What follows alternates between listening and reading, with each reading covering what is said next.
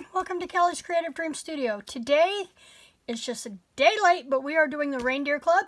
We had rain all day yesterday, and I do not have to have thunderstorms for it to interfere with my internet service, so I did not even boot the computer up all day yesterday. Today we are working on Christmas cards, this one in particular, and I've used shaded spruce cardstock. I've used the background paper from Under the Mistletoe. This was from the Occasions catalog from Stampin Up 2018-2019. And then I've also used this die set, Christmas Tag Thinlits, that was also from 2018-2019. And let's see if I can put it on this pink and see if it'll jump out a little bit. What I've done is you can lay this on a 4.5 or 4.25 by 5.5 sheet of white cardstock and cut all those dies out at one time. And then I keep mine separated in this box. So I've always got tags of some size or shape ready to go. And I chose to use, see if I can get one of the little ones out. And get all big ones out. I chose to use this one with just the banner tab on the bottom. And I am using the sentiment on the outside is from Tiny Keepsakes. And I chose Mary Mary, and it fits perfectly inside that tag. I have, the brad is from our metallic brads from Stampin' Up. And then I use the trees and the punch and the paper from Perfectly Plaid. I use this tree on the inside and this sentiment. And then on the outside, I've got two of them finished here. On the outside, I chose to use this paper from our 6x6 Perfectly Plaid, and you can cut out 2, 3, 4, 5, 6, 7, 8, 9, 10, 11 trees. So you'll need one of these sheets. If you've got this paper, you'll need one of these sheets and then one tree from another one to do a set of 4 cards, because we're using 3 trees per card. And I have the tree punch here that matches the Perfectly Plaid. This was in last year's Christmas, I believe it was. And it just lets you slide the punch right over the paper. And it gives you a little bit of a white background, which is fine. Because as you'll see, that white tends to blend into the background. The only white that stands out is the tree that we pop up. And we're going to put one together here really quick. Forgot my pop dots. Hang on just a second. Let me grab my dimensionals. I didn't have to go far. Now what I've done is, let's do the inside first. I'm using shaded spruce and that tree, the solid pine bough tree. Now I had messed one of these up this morning. I stamped everything this way and then realized that the card was going this way. So pay attention when you're stamping your inside mat, which direction your image needs to go. And then I just stamped this tree down in the corner. I should have put this on a stamp mat, but it'll work. And then inked the sentiment up also with the shaded spruce. Now, one of the things that works best when inking stamps is always put ink to stamp, not the other way around. This is when people tend to think that they need to push really hard, and that's how you get the ink around the edge of your stamp. If you press pad and just tap, you'll get less ink around the outside edge of your image. And then make sure your image is going right side up. And give it a good press, especially if you're posting. When you're using the clear stamps, it's best if you stamp with your paper on a mouse pad or a stamp pad. Something's got a little bit of cushion. I didn't bring one of those over here with me, so we're just working with it as is.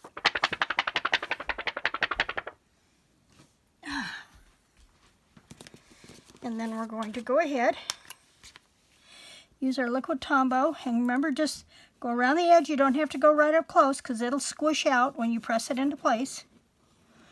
And I like good coverage, so I just squiggle, squiggle, squiggle. I'm a squiggler. Open our mat, or our card base. Make sure we're going the right direction. And put that in there. By cutting your white mat 4 by 5 1/4, it automatically gives you a base, or a perimeter on your card base. And then I need a scrap of the green here. And I'm going to go ahead and stamp the Mary Mary on there. Now this has got a rubber cushion, so I don't have to have anything behind it. It'll stamp just fine the way it is. Stamp that into place. And that takes care of that. Then we're going to go ahead and just glue this in place on a piece of our scrap cardstock. And make sure you line it up with something that's got a straight edge on your paper. And let that sit for a minute. This is where those scraps of paper come in handy. And I store all of my scraps. This is my page divider on my shelf that lets me know where all my papers are at. And then all my bits and pieces I store in this page protector. And that's an easy way to keep track of your scraps. So when you go to look for a color, you pull your scrap envelope first. And then I just took and just rough trimmed that around. Those little bitty pieces aren't big enough to do anything with, but I can still do something with that other one. So we'll drop it in here. And then this one, what I want to do first is I'm going to use my piercing tool and I'm going to pierce a hole here. And put my brad in place. Now this brad does absolutely nothing except provide a little bit of bling and kind of secures that hole a little bit. And I'll push that down so I make sure that goes good and flat. And then I'm going to go around it with glue. And it will hold pretty well. I've not had problems with anything coming loose. And I'm not going right up to the edge. I'm leaving just a little bit of a border there. So I've got color all around that. Now with the trees, we're going to just kind of squiggle that on there and press that in place. And then we're going to take the second one and do the same thing. And to help get the spacing, just going to barely overlap the bottom boughs of your tree. And then this one, we're going to put 3 of our mini dimensionals on the back of our tree.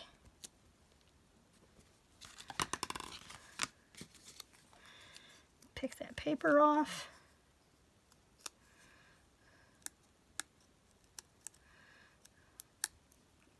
And then center this one over the other 2, just like that. And that lets it pop into the foreground. And we're going to scribble across the back of this.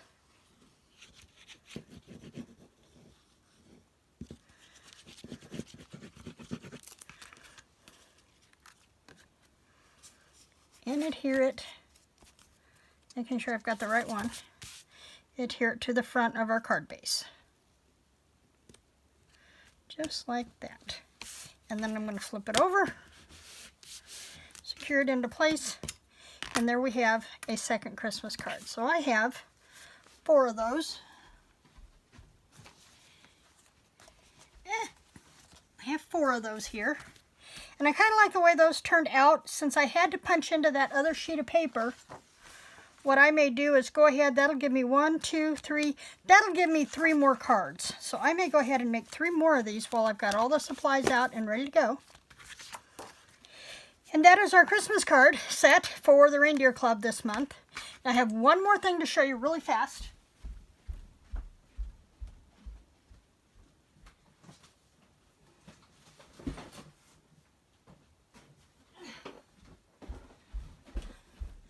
Not thinking about the fact that this was Reindeer Club.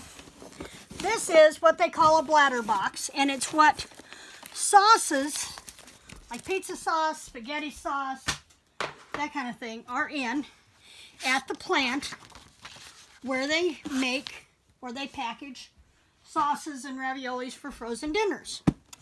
And I've had several of these boxes. For the longest time, these boxes that are 15 by 15 would house all of my quilt projects. I had quilt fabrics in here by kits, and I've since moved to putting everything in the iris cases. But this one I kept. It's called the Baby Block Tree. And this came from a Crafts and Things magazine. Goodness, I don't even have a year in here. 1992. And I have wanted to make this baby block tree forever. And this box just keeps putting aside, waiting for the perfect time to do the project. And I've collected things along the way. I've got the base done completely. Though I think I'm going to have to put something under there. I may have to redo that. I just realized that there's nothing in there. I have trim that I purchased somewhere to go around the border. I have this beautiful Christmas red ribbon. I have all these baby blocks. These were ornaments that were my mother's, and I wanted to make sure they got added to the tree. All the baby blocks. I even have a music box. More little ornaments that will all go on this tree, including an elf with a broken foot somewhere. There he is. I may have to fix him. So this is going to be one of my next projects for the Reindeer Club. Hopefully by next month I will have this one finished. It is a goal, so I can show this to you next month. So whatever you're working on for Christmas, I hope you'll share. As of yesterday, we're only 8 months away from Thanksgiving, and my goal is to have everything ready to go so that I can focus on just enjoying my holiday decorations come Christmas. I like to make sure that all my Christmas cards go in the mail the weekend after Thanksgiving, if not before. I have one lady, I always get her Christmas card the 1st of November. Now that's being on top of things. So come back next month. We'll see where we're at on the Christmas building block tree and what our next set of Christmas cards is. Thanks for joining me in the studio today. I hope you'll like and subscribe to my channel. And oh, I haven't forgotten, I do want to put together a drawing for my 100 subscriber point. That will come up the first week in April. So remember, we've got 5 days left of National Crafting Month, so pull out the crafting supplies, look at your unfinished projects, and put something together. It's not like you're going to go anywhere. Thanks for joining me today. Creative blessings.